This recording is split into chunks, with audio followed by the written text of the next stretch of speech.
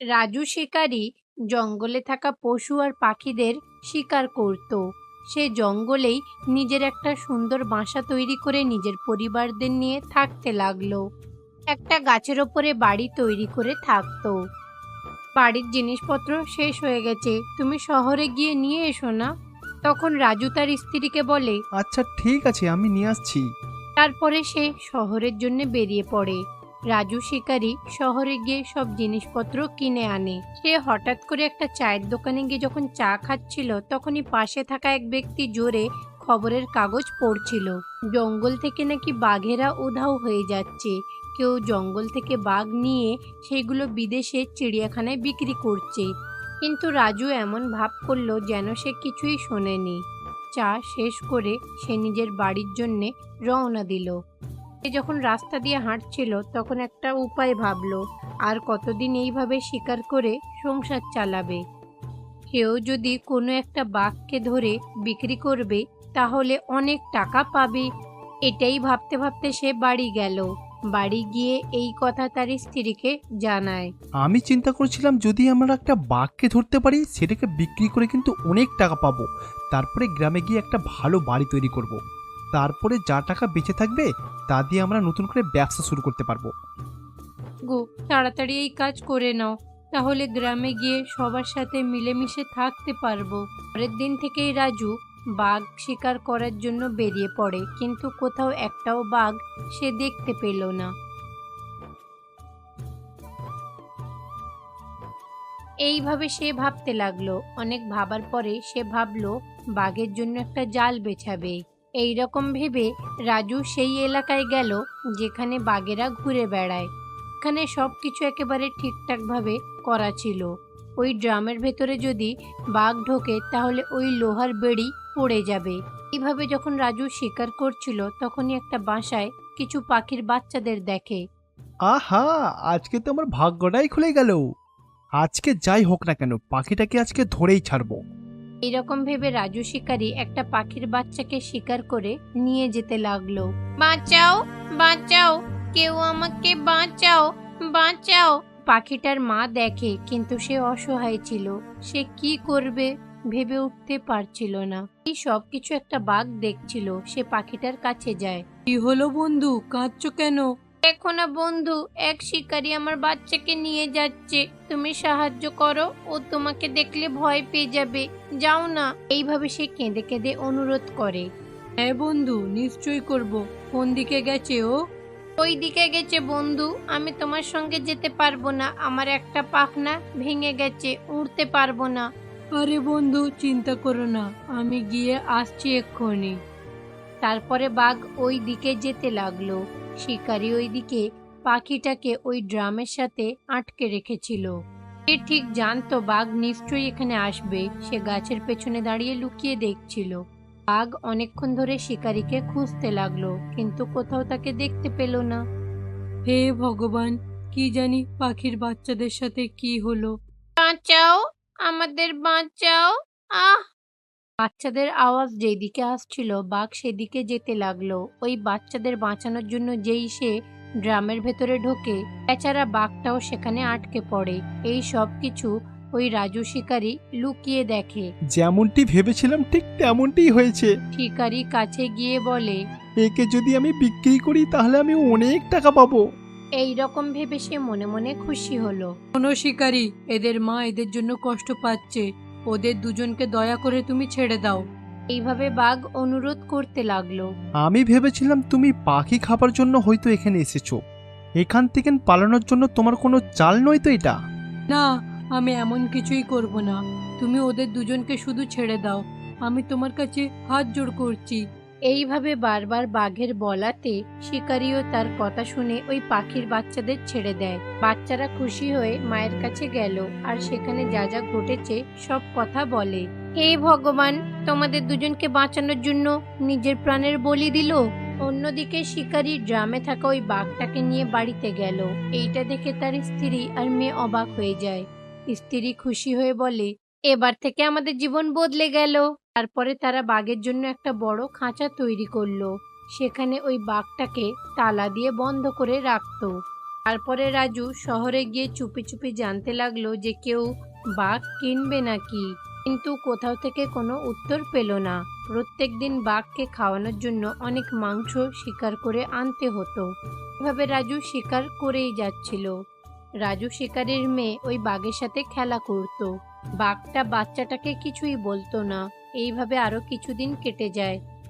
তারপরে কিছুদিন পরে তারা বাঘটাকে খাঁচা দিয়ে বের করে। বাঘ তাদের কোনো ক্ষতি না করেই তাদের সঙ্গে থাকতে লাগলো।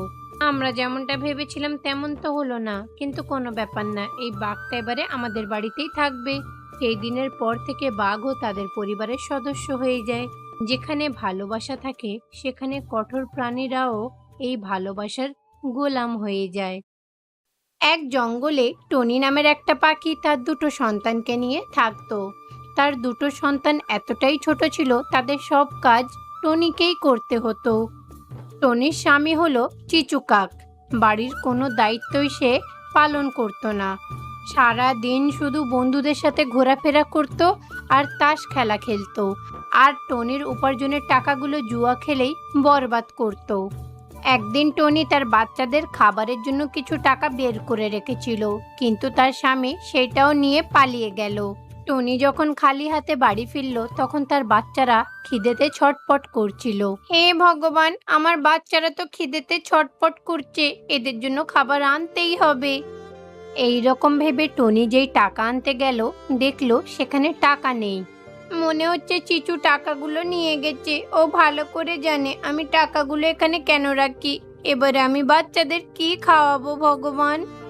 এইভাবে যখন টনি মন খারাপ করে ভাবছিল তখনই হঠাৎ করে কোথাও থেকে একটা তীর এসে টনির পাশ থেকে গিয়ে ওর পাশের গাছে লাগলো।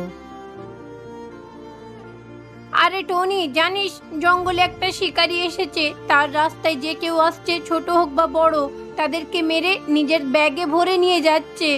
আর তোমার বাচ্চারা তো এত ছোট, ওরা তো এখনো উড়তেই পারে না, ওদের খেয়াল রেখো। ছোটু চলে যাওয়ার খানিকক্ষণ পরেই চিচু কাক বাড়ি ফিরল। চিচু, বাচ্চাদের খাবার কেনার টাকাটা তুমি নিয়ে চলে গেছিলে তাই তো? হ্যাঁ, আমি বের করেছিলাম। বেশি টাকার লোভে জুয়া খেলেছি। আর এমনিতেও একবেলা না খেলে কেউ মরে যায় না। এইভাবে যখন কথা বলছিল তখন আবারও শিকারীর ওই তীরটা গিয়ে তাদের দুজনের পাশ থেকে গিয়ে ওই গাছে লাগে। টনি এইটা দেখে খুব ভয় পেয়ে যায়। চিচু, মনে হচ্ছে এই জঙ্গলে থাকাটা আর আমাদের জন্য সুরক্ষিত হবে না। শিকারী আমাদেরকে শিকার করবে ভাবছে, বারবার এইদিকেই তীর চালাচ্ছে। তখনই মদ্যপান করে আসা চিচু কাক টনির কোনো কথাই না শুনে খাটিয়াতে গিয়ে ঘুমিয়ে পড়ে। আমি যদি এই মাতাল স্বামীর ভরসায় থাকি তাহলে আমার সন্তানরা প্রাণে মারা যাবে। তাই আমাকেই আমার সন্তানদেরকে বাঁচাতেই হবে। আমি এদেরকে এখান থেকে দূরে নিয়ে যাব, পারলে কোনো পাশের জঙ্গলে চলে যাব। টনি মনে মনে এমন সিদ্ধান্ত নিয়ে তার দুটো সন্তানকে খুব সাবধানে পিঠে বসিয়ে ধীরে ধীরে উড়ে যাচ্ছিল। অন্যদিকে শিকারী জঙ্গলে এসে সবাইকে হুমকি দিল, আজকে কিন্তু তোমরা কেউ আমার হাত থেকে বেঁচে ফিরতে পারবে না। এই রকম বলে টনির দিকে কটা তীর ছুঁড়ে মারে। এইভাবে বারবার তীর ছুঁড়ে মারাতে তখনই একটা তীর গিয়ে টনির একটা বাচ্চার গায়ে লাগে। তীর লাগার কারণে বাচ্চাটা নিচে পড়ে যায়। তীরটা গিয়ে সোজা তার পেটে লাগে।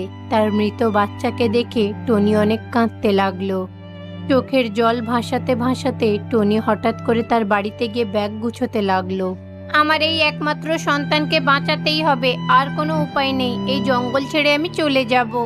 টনি তারপরে তার সন্তানকে পিঠে বসিয়ে যে মারা গেছিল সেই সন্তানের কাছে গেল। আমি কত অভাগিনী মা, সঙ্গে থাকার পরেও বাচ্চাটাকে বাঁচাতে পারলাম না।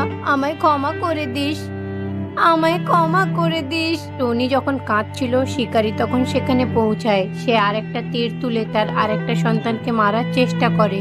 তখনই টনি তার পাটা জড়িয়ে ধরে কেঁদে কেঁদে বলে, আপনি আগেই আমার একটা বাচ্চাকে মেরেছেন। টনি তার মৃত বাচ্চার দিকে ইশারা করে বলে, এইটা আমারই সন্তান। আবার আপনি দ্বিতীয় বাচ্চাটাকেও মারতে চান? আমি বাচ্চাদেরকে ছাড়া বাঁচতে পারবো না তো। আপনি এক কাজ করুন, আমাকেও মেরে ফেলুন। শিকারী তার দ্বিতীয় বাচ্চাকে মারার জন্য একটা তীর আনছিল। তখনই দেখলো টনি তার মাথার উপরে একটা ব্যাগ নিয়ে সেখানে দাঁড়িয়েছিল।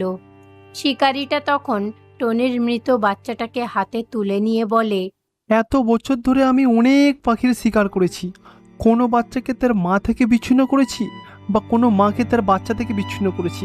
আমার এইরকম জীবনের মূল্য কি? আমার জীবন তো অর্থহীন। আমি সিদ্ধান্ত নিয়ে নিয়েছি, আজকের পর থেকে কোনো শিকার করব না। এই রকম বলে শিকারী ওই তীর ধনুককে ছুঁড়ে ফেলে দেয়।